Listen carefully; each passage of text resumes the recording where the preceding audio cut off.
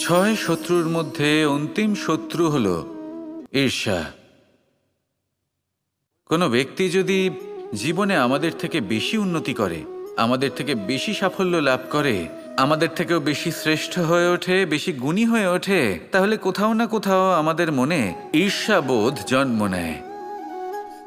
আর শুধুমাত্র এই ঈর্ষাবোধের জন্ম হলেই এই ঈর্ষা আপনার শত্রু হয়ে ওঠে না। সেই ব্যক্তির বিকাশে বাধা দেওয়ার জন্য বা সেই ব্যক্তিকে আটকানোর জন্য আপনি কোনো অনৈতিক পথ অবলম্বন করেন, তখনই এই ঈর্ষা আপনার শত্রু হয়ে ওঠে। কিন্তু যদি এই ঈর্ষার দ্বারাই আপনি নিজেকে আরও বেশি শ্রেষ্ঠ করে তুলতে পারেন, আরও বেশি সক্ষম, আরও বেশি গুণী হয়ে উঠতে পারেন, তাহলে এই ঈর্ষা আপনার মিত্র হয়ে আপনাকে আরও বেশি শ্রেষ্ঠ করে তুলতে পারে। এইভাবে ঈর্ষাকে আপনি নিজের মিত্র করে তুলতে পারেন। এই ছয় বিকার বা বোধ বা শত্রু যাদের কথা আমরা বললাম, এদের আমরা নিজের বন্ধুও করে তুলতে পারি। দিনের শেষে নির্বাচনটা আপনাকেই করতে হবে। নিজের এই মনকে অত্যন্ত শক্তিশালী করে তুলুন, তবেই গিয়ে আপনাকে এই সব শত্রু সাহায্য করবে অগ্রসর হওয়ার জন্য। আসুন আমার সাথে ভালোবেসে বলুন, রাধা রাধা। মানুষ জীবনে অনেক ধরনের সুখ লাভ করে, অর্থ সুখ, পরিবারের সুখ, বৈভবের সুখ।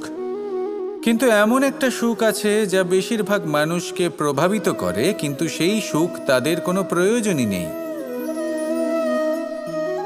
সেটা হলো পরনিন্দা সুখ। অর্থাৎ এমন কোনো ব্যক্তিকে নিয়ে নিন্দা করা, তার প্রতি অনুচিত শব্দ প্রয়োগ করা, কারণ সেই ব্যক্তিকে আপনি পছন্দ করেন না। আর এমন অনেক মানুষ আছেন যারা এই কাজ করে খুব আনন্দ লাভ করেন, যেটা করা উচিত নয়। কারণ এতে আপনার সময়, আপনার ঊর্জা, আপনার নিজের অন্তরের ইতিবাচক শক্তি আপনি নষ্ট করে ফেলছেন। আর এই সব কিছুই আপনার প্রয়োজন আছে।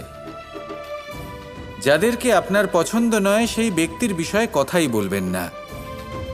সেই সব ব্যক্তির দিকে মনোনিবেশ করুন যাদের আপনি ভালোবাসেন। সেই সব কাজে মন দিন যেগুলো আপনার ভালো লাগে। সেই বস্তুর দিকে নজর দিন যেগুলো আপনার প্রিয়, নিজের লক্ষ্যের দিকে, এই সব কিছুর দিকে নয়। এমনটা করলে আপনার জীবনে আপনি সেই সব বস্তুর দিকে নজর দিতে পারবেন যারা প্রকৃত অর্থে আপনার জীবন আরও শ্রেষ্ঠ করে তোলে। এমনটাই করুন, জীবন আরও অনেক বেশি সুন্দর হয়ে উঠবে। আর তখন এই মন প্রসন্ন হয়ে বলবে, রাধা রাধা।